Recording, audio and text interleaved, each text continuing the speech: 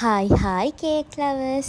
ඔන්න අද හැමදාම අපි දකින බටර් කේක්, ෆොන්ඩන්ට් අයිසින් එක දාපු කේක් වලට වඩා වෙනස් විදිහකට එඩිබල් ප්‍රින්ට් එකක් දාලා හැදුණු කේක් එකක් හදපු විදිහ බලමු. වෙනදා වගේම කේක් එක මැද සැන්ඩ්විච් කරලා මේක කොටු කේක් එකක් හින්දා වටේට මේ විදිහට වැඩිපුර තියෙන කොටසුත් මං කපලා අයින් කරගත්තා. මේක කිලෝ 1.5ක රිබන් කේක් වලින් තමයි මං හැදුවේ.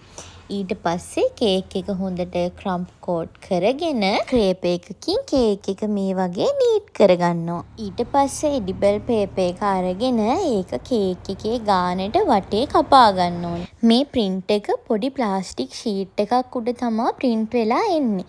එතකොට මේක පරිස්සමට මේ විදිහට දිග අඩි රූලක් වගේ දාලා පරිස්සමට ගලවලා ගන්න ඕනේ. එහෙම නැති වුණොත් මේක කැඩෙන්න ඉරෙන්න පුළුවන්.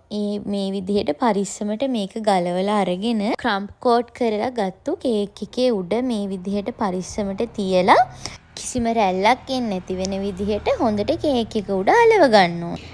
ඊට පස්සේ මම මේ විදිහට කේක් එක වටේටම 21 නොසල් එකෙන් මෙන්න මේ ඩිසයින් එක දාගත්තා.